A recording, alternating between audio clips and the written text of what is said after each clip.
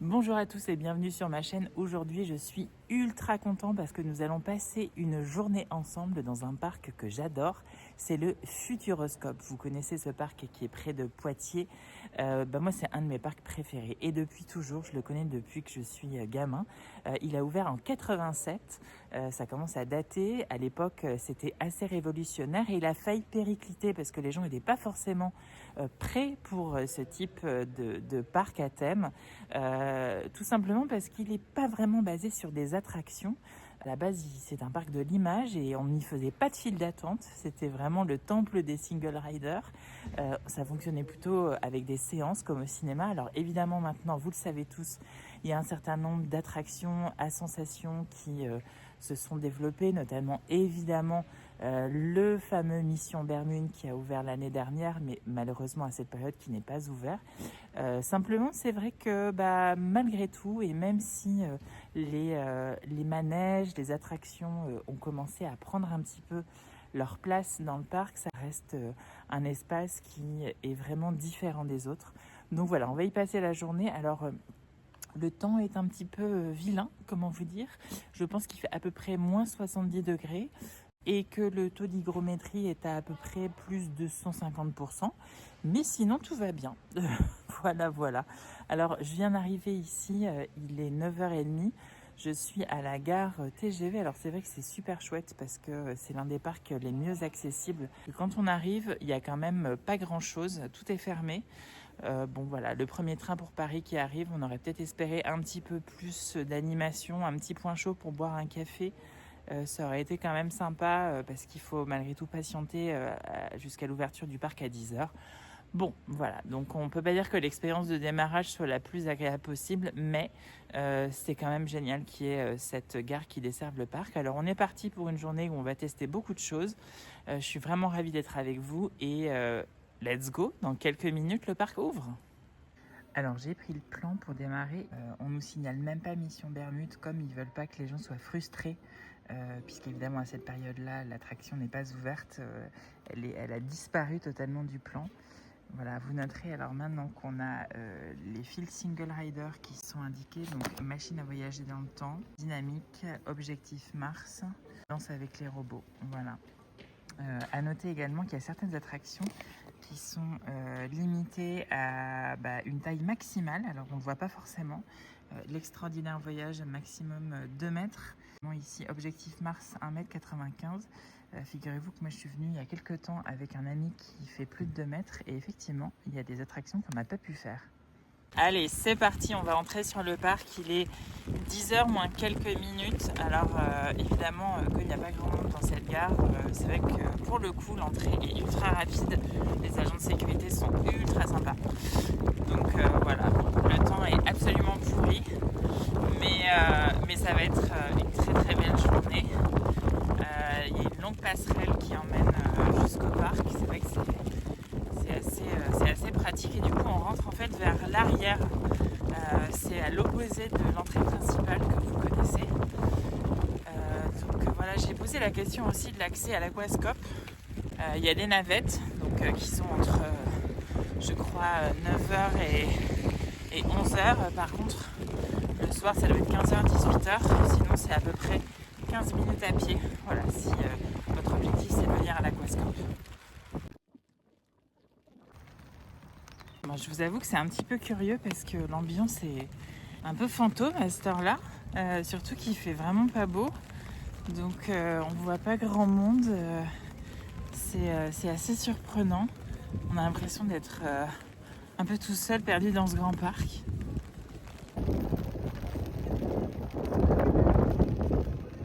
Alors, on va commencer par Objectif Mars. Donc, c'est vrai que c'est pas du tout une attraction qui est représentative du parc, puisqu'elle est justement le premier rider qu'il y a eu il y a quelques temps, qui était vraiment assez révolutionnaire pour le parc. Voilà, ça ouvre à 10h15, il est 10h10 et on se pèle les joncs. Donc, on a juste hâte que les portes ouvrent, mais c'est vrai que du coup, il n'y a absolument pas beaucoup de queue.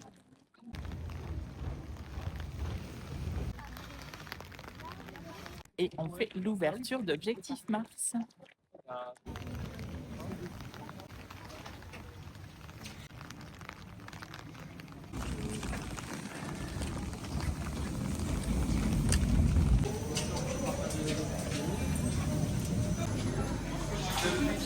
La file est plutôt bien thématisée. On a vraiment l'impression d'être dans une navette, donc je pense que quand il y a du monde, il y a moyen de passer un bon moment.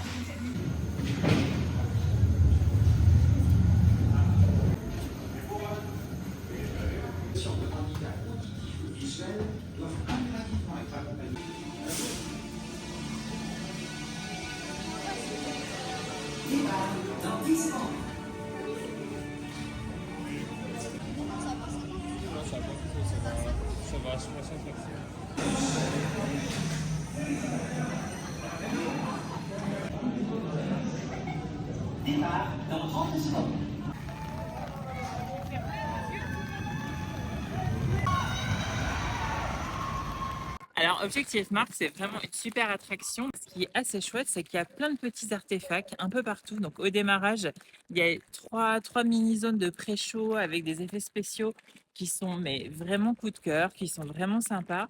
Il y a un final qui est très inattendu. Franchement, j'ai eu un petit haut le cœur. Les rotations des wagons sont quand même plutôt chouettes. Ça apporte vraiment un plus à l'ensemble. Et c'est vrai que c'est une attraction qui avait fait pas mal parler d'elle quand elle est sortie, et ça se comprend.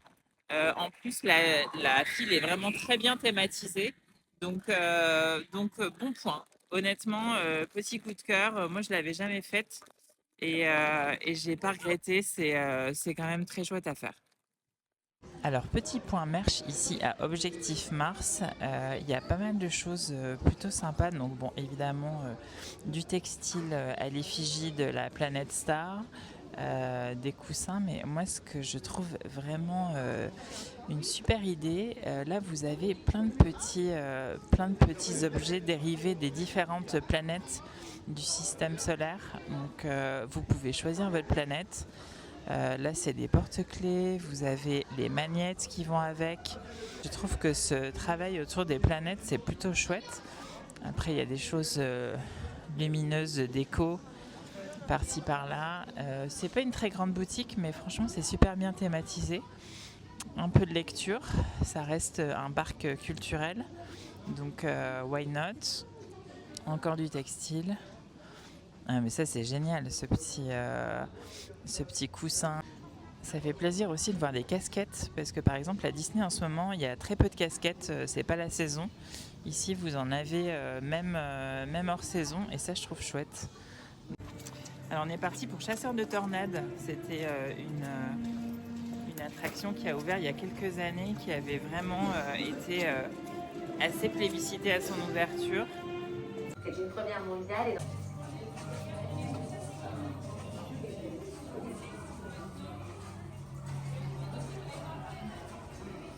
Si on remplace par un propulseur à hydrogène, ouais. Bouge pas, j'appelle la NASA, je t'en commande un. Très drôle. Ok, laisse tourner simulateur, je reviens dans 2 minutes.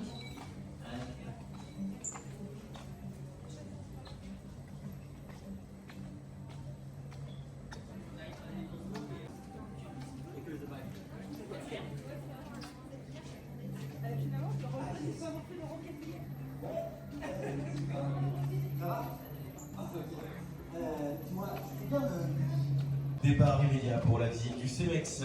Merci aux visiteurs qui sont encore dans la file d'attente de bien vouloir nous rejoindre le plus vite possible pour un départ immédiat.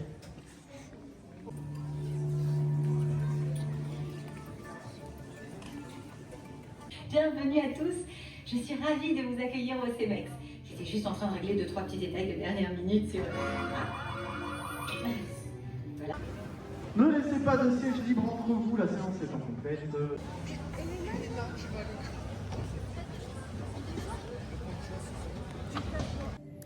Alors, Chasseurs de Tornades, c'est une des attractions les plus mythiques ici au Futuroscope, parce que c'est vrai qu'elle a battu énormément de records, des records techniques, des prouesses. Hein. Vous êtes au cœur d'un énorme écran cylindrique qui est le plus grand d'Europe, sur une plateforme qui fait 11 mètres de diamètre et qui peut tourner, donc comme ça, au centre du cyclone reconstitué jusqu'à 30 km à l'heure. C'est assez fou.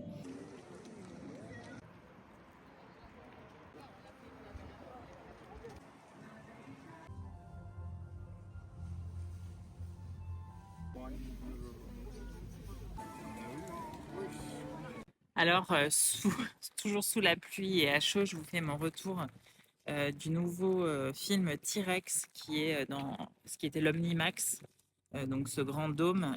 Alors, c'est en 2 morceaux. Il y a d'abord un pré-show avec un film qui m'a pas beaucoup convaincu. Déjà parce que la réal est moyenne, mais surtout j'ai trouvé que le son était catastrophique. Je sais pas comment c'est possible, mais alors moi j'entendais tout en double. C'est un espèce de pamphlet sur l'intelligence artificielle que j'ai trouvé pas très adroit, pour être sincère. Donc voilà, ça raconte comment avec l'IA on peut régénérer des dinosaures, mais ça donne un peu de leçon de morale sur l'IA. C'est intéressant, mais j'ai pas trouvé ça très adroit. Voilà. Par contre, le film ensuite dans le dôme sur les T-Rex est vraiment très réussi. Il est très documentarisé. On est quand même très loin de Jurassic Park. Il y a en plus tout un travail aussi sur les T-Rex, comme on les connaît un petit peu moins, notamment quand ils sont petits. Et ça, c'est plutôt chouette. Donc voilà, le film vaut vraiment le coup. Il y a aussi toute une partie qui se passe, qui est un petit peu storylinée autour de paléontologues en famille. Voilà, c'est plutôt chouette. Alors, je conseille le film, mais je suis pas très convaincue du pré-show. Pour moi, c'est pas une totale réussite, mais ça passe. Alors, c'est la nouveauté de cette rentrée, la Serre des Mondes. On va la tester tout de suite et on en parle juste après. Allez-y, c'est parti.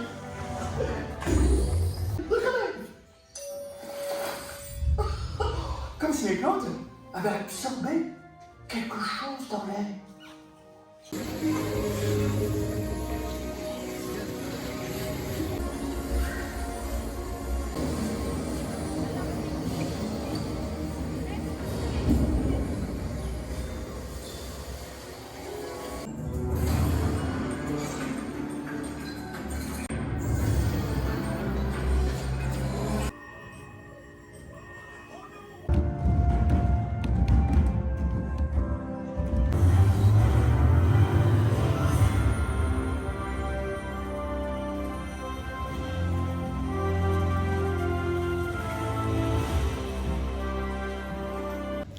Alors je sors du nouveau pavillon du Futuroscope qui s'appelle Le Monde des Plantes. C'est un univers totalement lumino-énergétique dans lequel on parle de la sensibilité des plantes. Alors pour ceux qui connaissent l'Atelier des Lumières, on est un petit peu dans la même idée mais de façon plus interactive. Il y a du toucher, il y a de l'ouïe, une storyline qui est donc répartie dans plusieurs segments, plusieurs salles. C'est plutôt réussi. Parfois on est un petit peu distrait, donc on a du mal à tout suivre, mais je trouve que pour les enfants c'est très immersif, pour les parents aussi. Moi j'étais en solo et j'ai franchement beaucoup aimé. Je trouve que c'est une belle réussite. Il n'y avait pas beaucoup de queue d'ailleurs, donc c'est d'autant plus intéressant. Ça a été vraiment travaillé en détail dans le décor, dans les éléments qui sont des planches botaniques. On y retrouve beaucoup de détails sur l'univers du végétal. Pour moi, c'est quelque chose qui vient compléter vraiment l'offre Futuroscope de façon intéressante et je trouve que pour la nouveauté de cette année, c'est plutôt une réussite.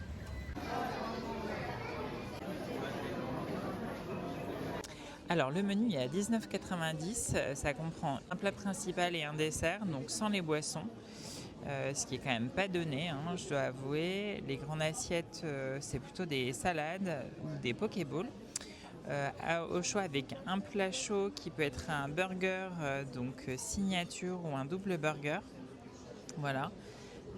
Ou des brochettes ou du saumon. Et les desserts, un tiramisu, une forêt noire ou un chou gourmand. Voilà. En boisson, on a du vin. Ils sont quand même assez chers, hein. On est sur un verre quasi à 11 €. Et après, il y a les boissons fraîches qui sont à 3 € ou 4 €. On m'a donné 10 tickets pour aller me servir. On est sur un format self. Voilà, vous avez vos petits tickets, puis ensuite vous allez choisir ce que vous voulez. Mais en fait, les plats, il faut les choisir à l'avance.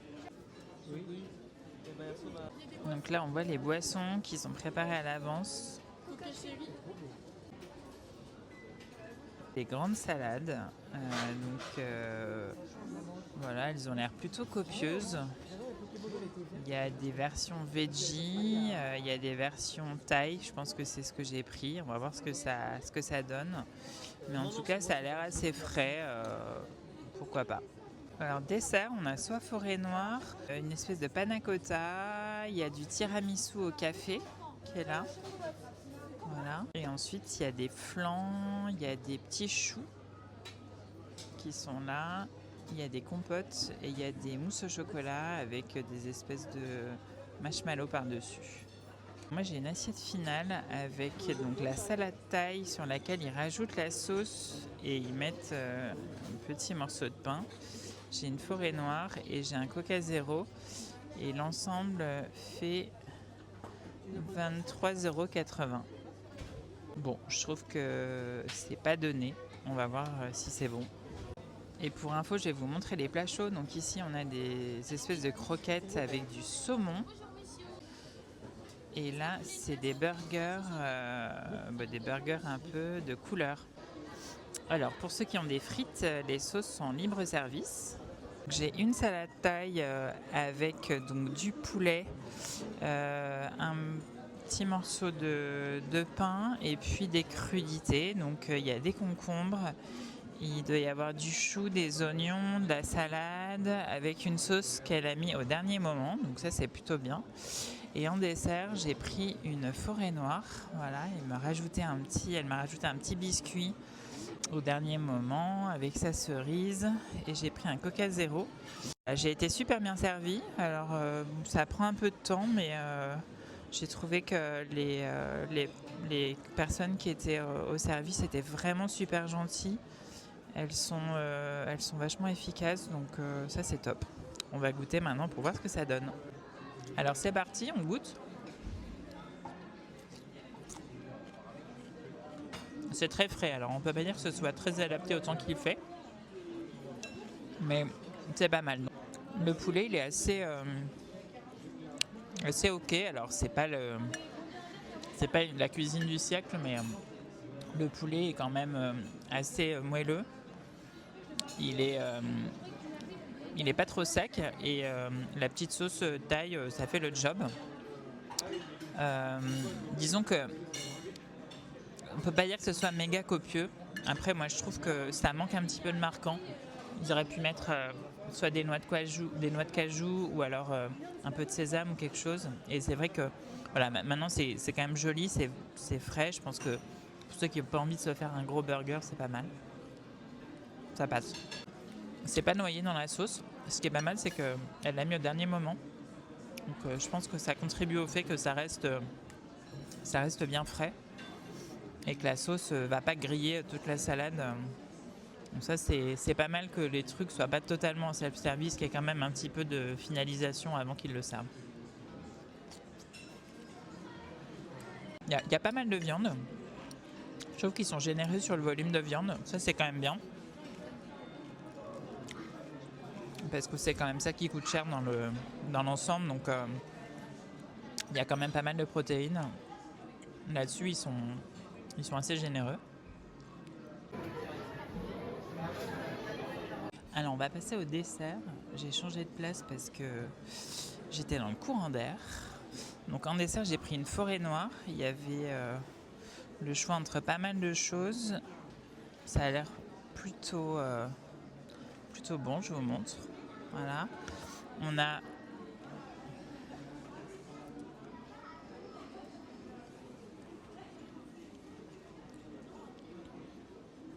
bon, c'est pas la forêt noire du siècle. Hein. Ça se mange, mais c'est pas. Donc, au fond, il y a une petite génoise. Donc, alors en plus, il y a du café. Donc ceux qui, moi, je suis pas très fan du café, donc je vais peut-être pas aller manger jusqu'au fond. Mais c'est comme une base de tiramisu par-dessus laquelle ils ont mis du mascarpone. Je vois pas bien la différence avec le tiramisu, mais bon. Il y a une griotte, histoire de faire forêt noire. Mais j'avoue que je ne m'attendais pas à ce qu'il y ait du café.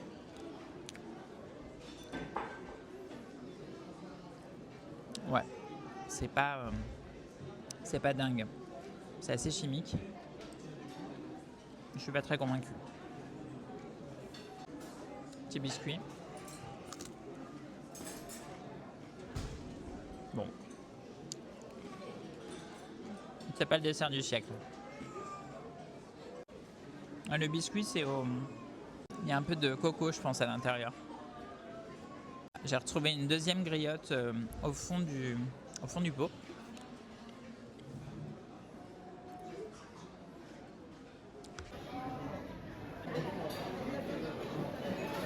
Bon, alors mon avis sur le miam au Futuroscope, sincèrement, c'est pas foufou. Je suis un peu déçue. Voilà, j'ai trouvé que la qualité du service était vraiment super. Bon, l'endroit est agréable, mais déjà je trouve qu'il fait pas très chaud. Enfin, on est quand même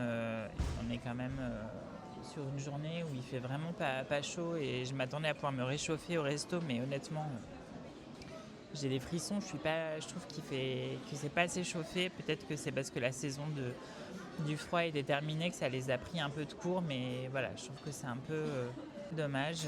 Question ambiance, voilà, c'est pas désagréable. Après, il y a rien de vraiment fou. Ça manque un peu de musique aussi. Il n'y a pas de musique, donc je trouve que ça fait un peu flunch, donc c'est un peu dommage.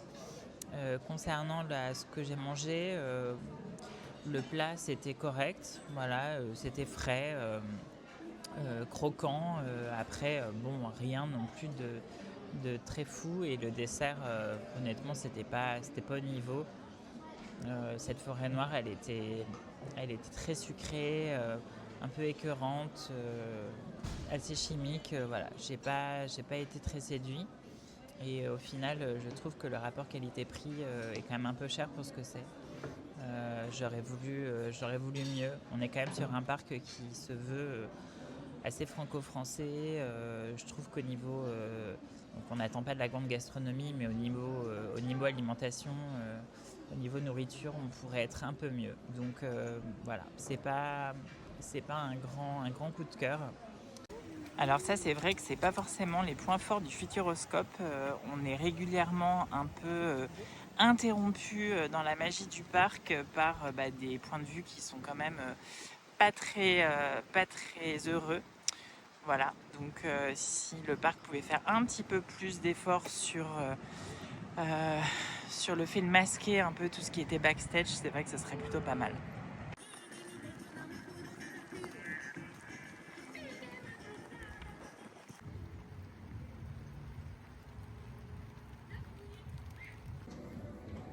Alors maintenant, je vous emmène voir Illusio, c'est le spectacle de magie de Bertrand Lotte qui est maintenant ici en résidence depuis plusieurs années. C'est un best-seller des spectacles de magie en France. Il a obtenu des prix. Il est vraiment installé, il fait partie du paysage entertainment du Futuroscope. En plus, Bertrand Lotte est un magicien qui est vraiment franchement fantastique. Moi, je le connais depuis très longtemps.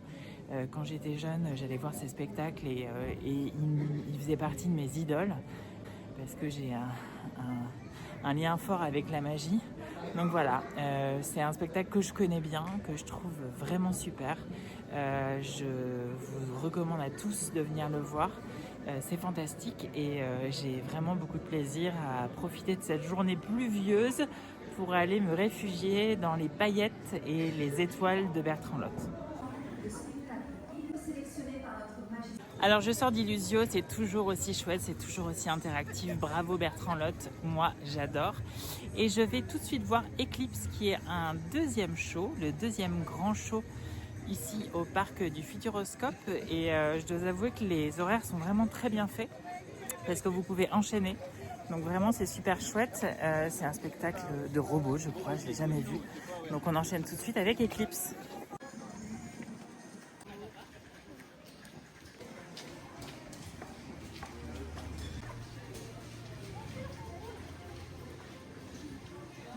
Lucas, les participants sont là.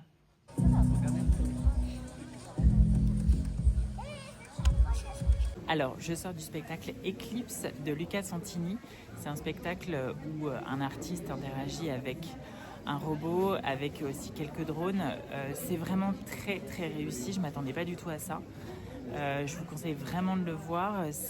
Alors, il y a un tout petit point négatif moi, qui m'a un peu dérangé, c'est qu'a priori c'est du playback, la narration du personnage, mais enfin au-delà de ça, tout est très en place, il y a beaucoup de proximité. Visuellement, c'est super réussi, c'est le bon timing, le robot est juste incroyable. Voilà, l'interaction avec le personnage est top aussi.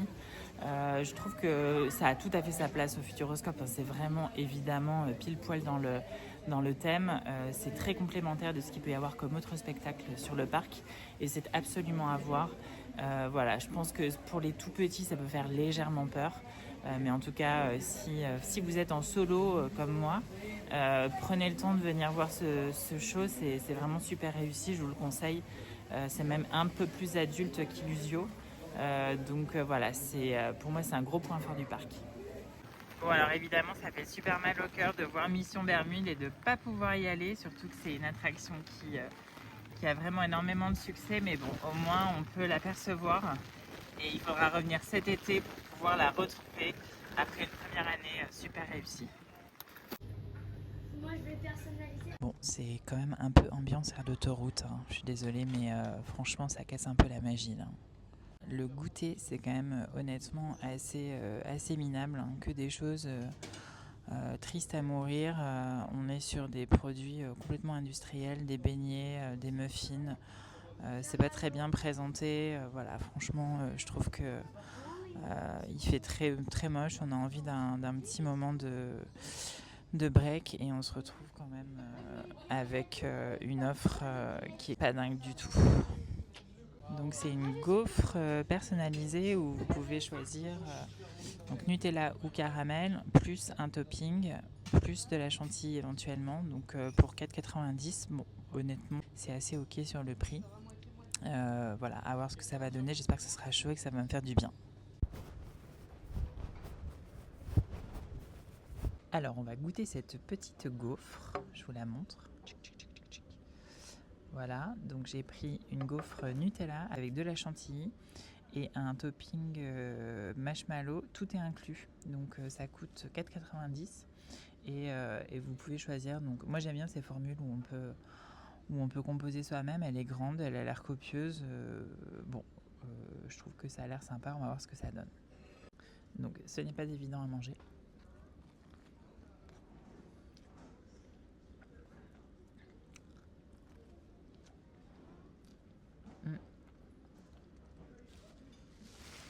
Elle est bien chaude, c'est réconfortant. Bon, évidemment, c'est pas un truc pharaonique, mais rapport qualité-prix, ça tient la route, c'est bien. C'est sûr que, après, je trouve que le vrai point faible, c'est ça, quoi. C'est-à-dire qu'il n'y a aucune mise en scène. On a vraiment l'impression de manger sur une aire d'autoroute. On est quand même dans un parc à thème. Bon, voilà, il y a 3 objets qui se battent en duel pour la déco, mais je trouve que c'est super dommage. Les chaises sont sur la table parce qu'ils ont dû nettoyer après le repas du midi. Et heureusement, il fait chaud, il fait plus chaud que ce midi. Mais voilà, c'est un peu dommage, je trouve. Il y a vraiment aucun effort sur la déco, c'est pas chouette.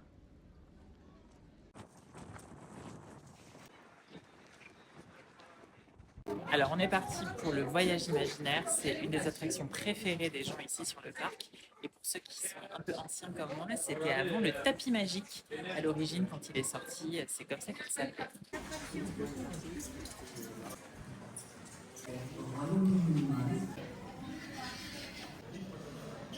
Irène est ingénieure en chef du projet de l'extraordinaire voyage et de l'engin volant Skyloop. Aujourd'hui est un grand jour, puisque c'est le premier vol du Skyloop avec des passagers à bord.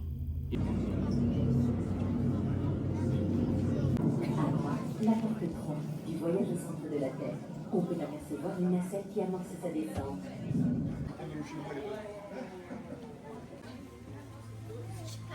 Alors évidemment, grande réussite, c'est une des attractions les plus prisées du parc et c'est vrai que c'est extraordinaire. on est les pieds dans le vide, complètement immergés dans cette grande sphère de projection, avec un voyage qui va de pays en pays. On va à Dubaï, on va dans le Sahara, on va dans le centre de la Terre. Évidemment, on se pose au Futuroscope et les sensations sont vraiment magnifiques. On a l'impression de voguer à travers les montgolfières. Voilà, donc forcément c'est très chouette et il faut absolument que vous le fassiez si vous venez au parc. Il y a forcément en général de la queue. Là, on est un jour avec faible affluence, donc il y avait seulement 12 minutes pour y accéder. Mais évidemment, l'attente en vaut la chandelle, c'est un des best-sellers du parc. Allez, on se dirige vers la machine à voyager dans le temps. C'est le must des familles. J'en ai pas un très très bon souvenir, mais je voudrais retenter l'aventure. Donc on va voir ce que ça donne.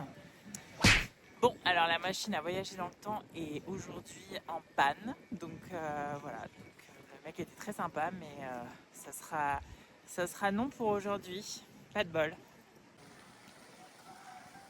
Bon, du coup, je vais à la Vienne Dynamique. Alors, franchement, moi, j'adore ce pavillon. Bon, il s'est complètement kitschissime, mais c'est un des plus vieux films du parc et c'est unique. Voilà, je pense qu'il n'y a que les Français qui se marrent là-dedans.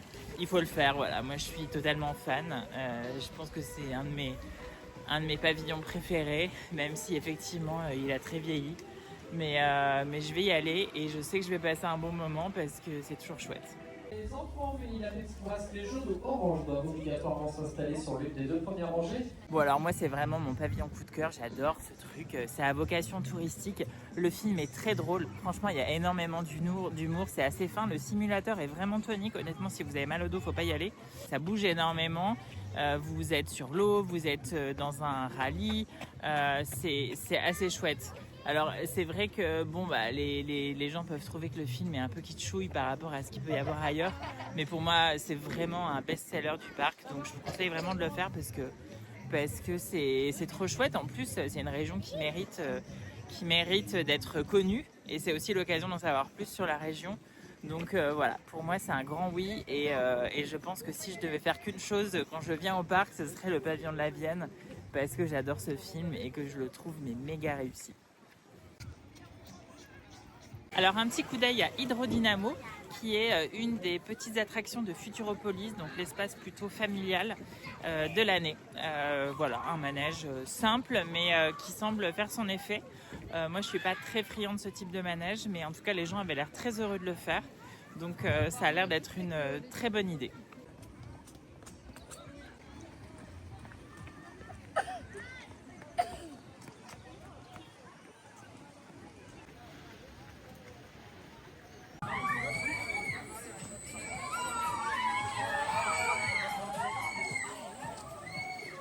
Alors il est 19h15 et enfin la pluie a cessé, ça fait quand même un petit peu de bien. C'est vrai que c'est quand même un parc qui est assez minéral, donc dès qu'il fait pas beau, c'est assez difficile.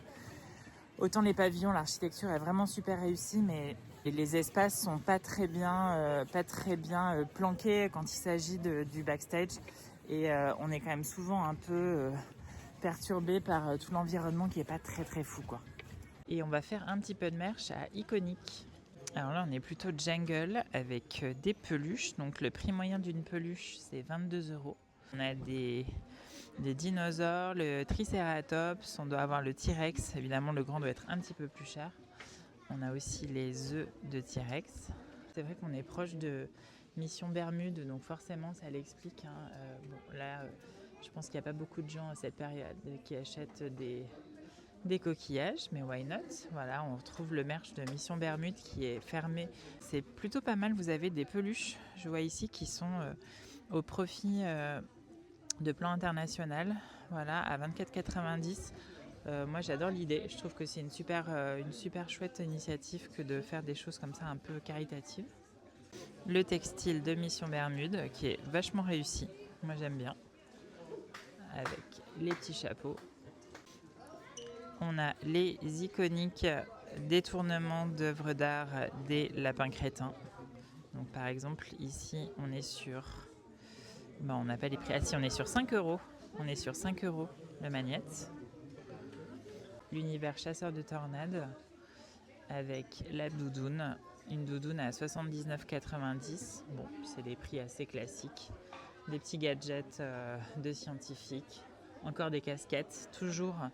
Ça, c'est vraiment la particularité du Futuroscope, des propositions de souvenirs un peu plus culturels. Voilà, on a les sacs à dos qui sont très sympas, ça c'est génial. Le sac, ça c'est le sac que tu peux aussi utiliser dans Mission Bermude, si tu veux pas te faire tremper. Voilà, on a encore des petites choses pédagogiques. Ça c'est assez chouette. Tornado, 12,90. Le petit chien qu'on trouve dans Chasseur de tornades, on peut l'avoir en peluche. Le mug classique du Futuroscope. Là, on est sur un 8,90. Ça doit être un grand mug du Futuroscope. Bon, il est un peu moins joli. Toujours les produits scientifiques, hein. La lampe plasma, 40 €. Alors là, on arrive dans le kitschouille. J'avoue que vous mettez ça, c'est quand même un tout petit peu gênant. 14,90. Bon, non, on valide pas. Des casquettes lapin crétin. Voilà, elles sont à 24,90. Franchement, elle est super originale. Avec un petit velours. Je trouve que c'est... Pour le coup, les casquettes, elles sont honnêtes. La version girly qui est trop choupinette. Alors là, on est passé sur le merch de l'Aquascope. Donc pareil, vous avez un autre mug avec... des petites boules à l'intérieur, il est à 13,90. Franchement, il est super joli. Vous avez la mascotte de l'Aquascope, donc en peluche, en doudou. Voilà, tout ce qui va être évidemment produits dérivés pour le bain. Bon, ça c'est pas des castagnettes, ça doit être un peigne. Voilà, la bombe de nettoyant pour le corps. On est sur un prix inconnu. Bon, très bien. Un petit savon, les maillots de bain, si vous avez oublié le vôtre ou si vous voulez être aux couleurs de l'Aquascope, la casquette. Et là, vous avez par exemple un t-shirt sur lequel vous pouvez faire une écriture lumineuse. On est sur 19,90 €. Là, vous avez les sacs à dos. Les sacs à dos avec des impressions LED. Why not? Bon. On a la sortie de bain Aquascope qui est pas mal du tout. Il y a un iris galerie, ça on les voit souvent en ville, c'est pour prendre une photo de votre pupille. Des cartes super sympas, moi j'adore ce design, franchement c'est une de mes collègues préférées ici. On est sur 1,50 € la carte, mais ça les vaut. Et là vous allez avoir un merch Skyline avec voilà, tout ce qui est Skyline Futuroscope. Voilà, on est sur 12 € par exemple, un mug. On a les petites trousses, on a aussi tout le textile. Voilà, on est sur un sweat tout simple qui est à 39,90 €. Bon, on est plutôt dans les fourchettes hautes de prix, mais bon. Le t-shirt super sympa, moi je trouve que c'est assez discret, 19,90 €, franchement ça va. Et vous l'avez en blanc, en noir, moi j'aime beaucoup. Donc on se croirait un peu à Disneyland, là c'est un peu le festival des palissades. Bon, ok. Globalement, à part le voyage extraordinaire, je trouve qu'il y a un petit peu de manque de mise en valeur des monuments, des pavillons quand il fait nuit. Vous voyez, là on est sur le Kinémax qui n'a pas grand chose. Là-bas c'est pareil. Bon, c'est pas foufou, on se croirait un petit peu au milieu de nulle part. Je trouve que ça manque quand même de mise en valeur des éléments la nuit, d'autant plus quand il fait pas beau. Alors je suis allée un petit peu vite, il y a quand même des restaurants qui sont ultra bien thématisés. C'est le cas par exemple de l'Atelier des Saveurs. Honnêtement, en termes de théâtralisation, c'est mon gros coup de cœur. Vous êtes super bien, vous allez voir. Je vous l'emmène visiter juste avant son ouverture pour le dîner.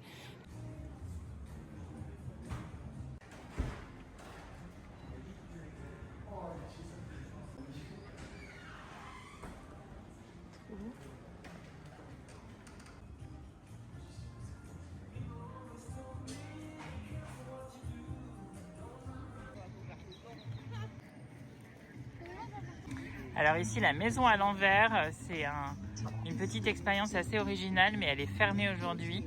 C'est une maison dans laquelle vous avancez, vous marchez et vous êtes évidemment la tête à l'envers. Il y a moyen de faire de belles photos, donc voilà, mais c'est fermé aujourd'hui. Je Je vous emmène voir Danse avec les robots, c'est un des pavillons que les gens préfèrent, notamment ceux qui aiment les sensations fortes.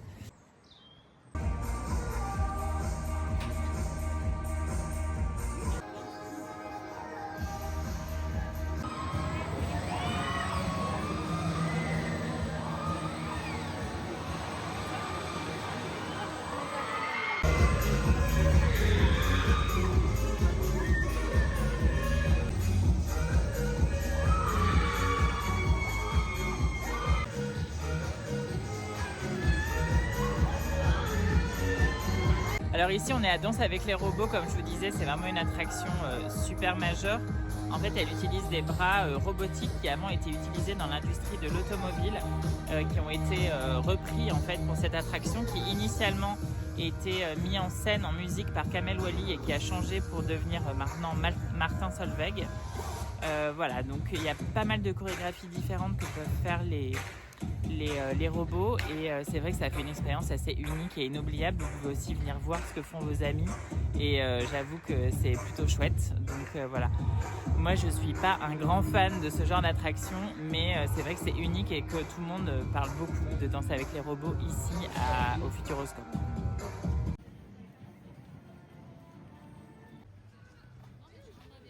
Voilà, la journée se termine ici au parc du Futuroscope. Elle se termine sans la pluie, donc voilà, elle se termine bien. Bon, les choses sont vraiment claires. Pour moi, c'est un des meilleurs parcs français. Il est historique, il est très culturel. Vous apprenez des tonnes de choses, évidemment sous prétexte d'attraction. Il y a vraiment du fond, il y a vraiment moyen de se cultiver ici. Donc pour moi, voilà, ça a toujours été un grand oui et je recommande à tout le monde de venir ici. Il est vrai que voilà, ça pêche un petit peu parfois sur certains points.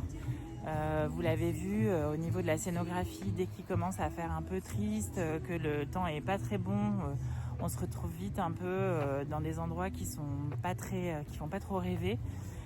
Mais voilà, malgré tout, l'important c'est ce qu'on y voit, c'est ce qu'on y vit. Le parc a aussi fait énormément d'efforts ces dernières années pour intégrer des attractions à sensations, ce que veut le public. Même si pour moi, ça aurait été largement suffisant d'avoir de l'écran, d'avoir des films. Il y a pas mal d'humour à droite à gauche, c'est assez moderne. Donc voilà, moi j'aime beaucoup venir ici. Question offre-restauration, pour moi il y a un point faible. Ça a toujours été un peu le point faible du parc. Alors effectivement ils n'ont peut-être pas les moyens de certains autres parcs, mais en tout cas je trouve que ça pourrait être un petit peu mieux. Mais voilà, tout n'est pas parfait, mais c'est un très beau parc. Dans tous les cas, les nouveautés de cette année, que ce soit l'univers botanique qu'on a vu tout à l'heure, qui est vraiment chouette, et le film sur les T-Rex, c'est du très beau boulot, c'est super intéressant, ça vaut le coup. Voilà, donc évidemment en ce moment il fait pas très beau et surtout il n'y a pas Mission Bermude, donc tout le monde était un peu à tirer la langue devant l'entrée de l'attraction qui nous tendait les bras mais pas jusqu'au bout. Voilà, je vais aller reprendre mon train, je suis ravie d'avoir passé ce moment avec vous. J'espère que ça vous a plu, j'espère que vous venez régulièrement au Futuroscope. Je trouve que c'est un vrai bon parc en solo parce qu'en fait vous avez beaucoup de films et voilà, c'est un parc où on peut s'amuser mais on peut aussi, comme je vous disais, beaucoup apprendre, et apprendre en solo c'est quand même super chouette. Je vous souhaite à tous une très bonne soirée, journée, selon l'heure à laquelle vous me regardez, et si ça vous a plu, n'hésitez pas à appuyer sur la petite cloche et à vous abonner à ma chaîne. À bientôt!